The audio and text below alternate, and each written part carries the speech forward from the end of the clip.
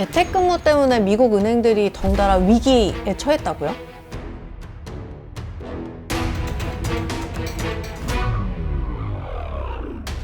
듣다 보면 똑똑해지는 라이프 듣똑나. 안녕하세요, 이현입니다. 5월의 첫날 JP모건이 퍼스트 리퍼블릭 은행을 인수했다는 소식이 굉장히 떠들썩했었죠. 근데 이것도 좀 적응이 되는 건지 지난번에 실리콘밸리 은행 파산했을 때는 다들 미국 은행이 망했다고 그래서 저희도 서둘러가지고 소식 전해드리고 했었는데, 이것도 한번 겪었다고 적응이 되는 건지 이번에 그런 뉴스가 있더라고요. 우리나라에서 하한가 따라잡기, 소위 핫다 투자에 나섰다가 이거 이제 거래 정지되면서 물린 서학개미 투자금이 1,200억 원 규모라는 뉴스가 또 나왔더라고요. 최근에 사실 여기 말고도 LA를 기반으로 하는 패그웨스트 뱅코프라는 은행이라든지 또 애리조나주 피닉스 기반으로 하는 웨스트 얼라이언스 뱅코프라든지 다른 지역 은행들도 주가가 막 떨어지고 다음번엔 여긴가? 이 다음번엔 여긴가? 하는 분위기가 계속 불씨가 좀 살아있는 그런 분위기입니다. 이런 와중에 이제는 미국 상업용 부동산 위기라는 키워드가 뉴스에 굉장히 자주 오르내리고 있습니다. 좀 이름을 들으면 알만한 경제 전문가들, 유명한 분들이 언급을 하고 있는데, 미국 은행들이 악성 상업용 부동산 대출을 대거 안고 있다. 이게 또 다른 금융위기를 몰고 올 수 있다. 상업용 부동산 시장이 광범위하게 조정될 위험이 높다. 2008년 글로벌 금융위기 때보다 심각한 수준. 무슨 얘기들이냐, 뭐가 어떻게 돌아가는 거냐, 은행 위기라는데 갑자기 이 시점에서 부동산, 상업용 부동산 이야기는 왜 나오는 거냐, 이거 어떻게 연결되는 건지 오늘 한번 차분차분 이야기를 해보겠습니다. 가장 상징적인 샌프란시스코 먼저 가보려는데요. 일단 상업용 부동산이라는 말을 우리가 일상적으로 많이 쓰진 않잖아요. 상업용 부동산, 대단해 보이는 말이지만 별거 아닙니다. 사무실이라든지 식당, 아니면 마트, 이런 것들 입점하는 건물들을 상업용 부동산이라고 하고, 그 중에서도 지금 미국 상업용 부동산 위기다라고 할 때 제일 문제가 되는 건 사무실 빌딩입니다. 폭탄 세일이라고 아예 제목을 다른 기사가 있었어요. 이 기사에서 취재한 건물이 하나 있습니다. 350 캘리포니아 스트리트, 여기에 있는 건물 이야기인데, 제가 구글맵으로 한번 로드뷰를 봤어요. 근데 딱 제가 꿈꿨던 미국에 가서 일하면 이런 데서 일하고 싶다 하는 오피스 타운 건물이더라고요. 이 길에 세워진 22층짜리 빌딩 하나가 2019년에는 거의 4천억 원, 미국 돈으로 3억 달러 정도 가치를 갖고 있었는데 지금 매물로 나왔어요. 근데 대략 600만 달러 선에서 거래가 될 것 같다고 합니다. 비교해보면 80%나 가격이 내려갔죠. 왜 이렇게 깎였냐, 폭탄 세일을 왜 하냐? 이유는 심플하죠. 안 팔리니까 거기까지 내려갔겠죠. 지금 사실 건물도 이 돈을 다 쓴 현금으로 산 사람은 거의 없거든요. 대출 끼고 사야죠. 근데 금리가 많이 올랐고 대출 끼고 무리하게 사봐야 지금 오피스 수요가 줄어든 상황이기 때문에 임대인 구하기는 쉽지가 않고, 포션은 작지만 가게들 생각해보면 또 격리 기간 중에 부득이하게 온라인 쇼핑을 접하게 됐는데 그게 이제 습관이 된 소비자들도 많아서 상가 이런 데도 좀 인기가 덜합니다, 전보다. 근데 재산세 같은 건 또 내야 되니까 건물 관리 비용은 들겠죠. 이 비슷한 일들이 지금 미국 전역에 있는 주요 도시에서 다 일어나고 있어요. 근데 그 중에서도 샌프란시스코가 가장 극단적인 모습을 보여주고 있습니다. 샌프란시스코 같은 경우는 지금 오피스 공실률이 30%에 가까워요. 이게 코로나 이전이랑 비교해보면 7배, 8배 정도 높아진 공실률이라고 하거든요. 지금 미국 전체로 봤을 때 공실률도 상당히 높은 편이에요. 코로나 가장 심했을 때가 18.5% 정도였는데 미국 전체로 보면 19%까지 올라왔거든요. 그럼에도 불구하고 샌프란시스코는 30%, 훨씬 더 심각한 상황입니다. 왜 다른 도시들보다 샌프란시스코가 가장 극단적으로 이런 상황이 벌어지고 있느냐라고 하면, 일단 샌프란시스코는 부동산 가격이 워낙 많이 뛰었던 곳이기도 하고, 그리고 이 지역 자체가 테크 업계 의존도가 높은데 코로나 지나가면서 테크 업계가 일단 하이브리드 워크로 전환한 곳들도 많고, 그리고 이렇게 시내 사무실로 출근하는 사람이 줄어든다는 건 출근한 김에 올리브영 가는 사람 없다는 거잖아요. 그러니까 주변에 다른 상업용 부동산 수요도 그만큼 줄어들었고, 또 최근 들어서 도시 전체적으로 노숙자가 늘어난다든지 펜타닐 같은 범죄 발생 우려가 높아져서 또 이 지역에 대한 선호도가 떨어진 것도 있습니다. 그리고 사무실의 큰손이라고 할 수 있는 세일포스라든지 메타 플랫폼, 이런 것들도 대대적으로 인력 감축을 하면서 원래 빌려놨던 오피스가 남잖아요. 사람을 잘랐으니까. 이 남는 오피스를 또 재임대 물량으로 공급을 했기 때문에 공급은 또 늘어나고, 이게 복합적으로 맞물려서 샌프란시스코 공실률이 30%까지 늘어났습니다. 근데 문득 또 그런 생각이 들더라고요. 최근에 그 JP모건이 인수한 퍼스트 리퍼블릭 은행, 여기도 샌프란시스코를 기반으로 기반으로 하는 지역은행이었고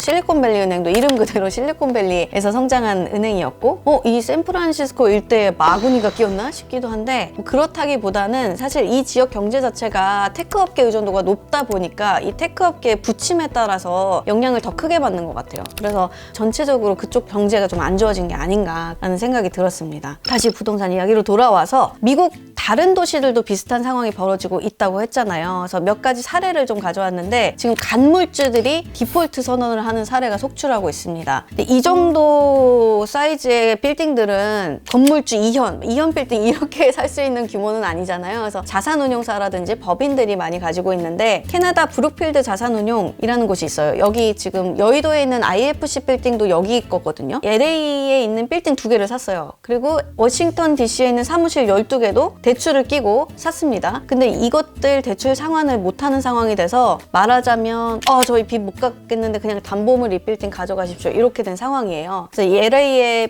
오피스 빌딩 2개를 시티그룹이랑 모건 스탠리가 사갔습니다. 요즘 보면 큰 은행들은 요즘에 염가 세일 쇼핑을 야무지게 하고 있는 것 같아요. 이런 식으로 꽤 유명한 좀 상징적인 도시들의 상징적인 건물들이 많이 파산하고 있는데 지난해 말 기준으로 미국 상업용 부동산이 끼고 있는 대출 규모가 얼마인가 찾아봤더니 5조 6천억 달러, 우리 돈으로 하면 7,422조 원. 이 중에서 절반 정도가 은행에서 빌린 거라고 하고 또 이 은행에서 나간 담보대출 중에 대부분이 지역은행, 지역의 중소은행에서 나간 담보대출이라고 해요. 그러니까 결국은 공실률 높은 부동산 리스크가 지역은행들 파산 이슈까지 연결된다는 거 이제 아시겠죠? 지금 뭐 금리 인상 끝이 보인다라고 하는 상황이지만 금리 인상이 끝난다는 거지 금리는 여전히 높은 상황이죠. 그리고 최근에 은행 파산이 막 이어지면서 이 중소은행들이 대출 관리에 대해서 굉장히 민감해진 상태예요. 그래서 대출 나가는 게 조금 더 보수적으로 됐다고 해야 할까? 이런 상황이다 보니까 사실 대출을 끼고 샀으면 이걸 내가 3년 내로 다 갚아야지 하는 건물주보다는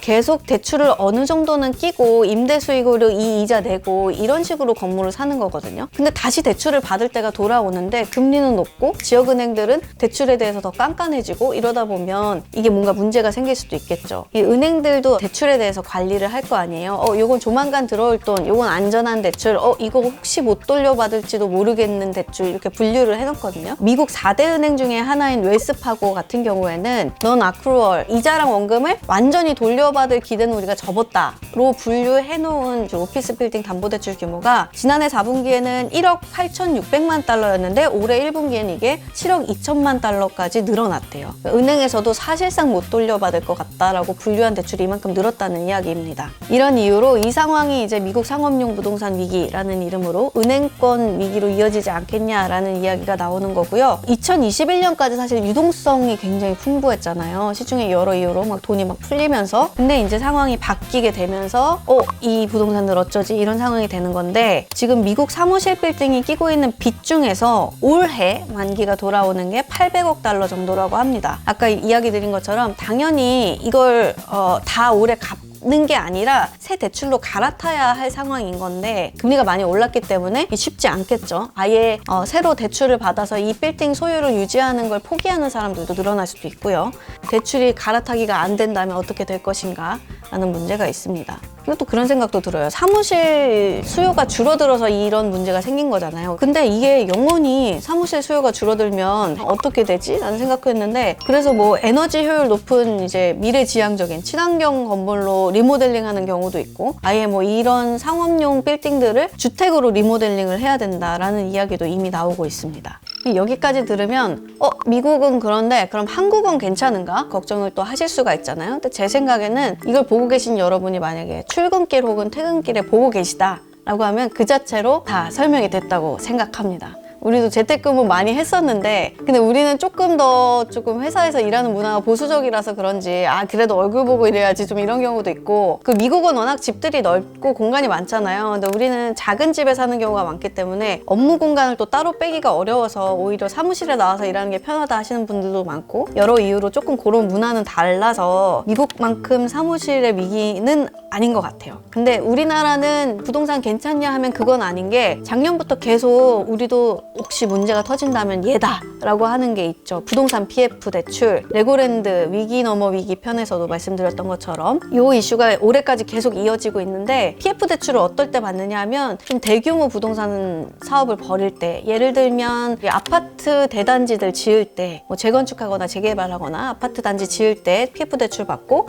또 좀 멀리 가면 레고랜드 같은 테마파크 지을 때, 혹은 아예 무슨 업무 지구 뭐 이런 거 있잖아요. 오피스도 있고 상가도 있고 막 그런 거 개발할 때 PF 대출 받아서 사업을 시작을 하는 건데, 전국적으로 지금 PF 사업장은 3,600곳, PF 사업장 채권을 보유한 금융사는 3,800곳이나 된대요. 우리나라에서도 금리는 많이 올랐고 부동산 시장은 얼어붙은 분위기라 이 PF 대출 쪽에 계속 조금 잡음이 나오고 있습니다. 지금 그 제2금융권 상황을 보면 연체율이 계속 올라가고 있다는 통계가 나오거든요. 무슨 말이냐면 빚을 냈는데 원리금을 못 갚는 상황에 처한 사람이 그만큼 늘어나고 있다는 거죠. 사람이든 기업이든. 거기에 더해서 최근에 전세 사기 이슈가 있잖아요. 근데 이 전세 사기 이슈에 물려있는 그 집들이 보면 대부분 대출이 제2금융권에서 받은 경우가 많습니다. 근데 정부가 전세 대출 그 대책을 내놓으면서 지금 경매를 일시적으로 좀 중지한 상태잖아요. 그러면 이제 금융권 입장에서는 어떤 상황이냐면 이 담보물을 빨리 처리를 해서 빨리 이 대출금을 회수를 해야 되는데 그게 지금 일단 일시정지가 된 상황이에요. 그러니까 그만큼 유동성이 좀 어려워진 상황이겠죠. 제2금융권 입장에서는. 근데 거기에 뭔가 PF 대출도 못 돌려받을 우려가 커지고 빚을 못 갚는 사람들이 많아지고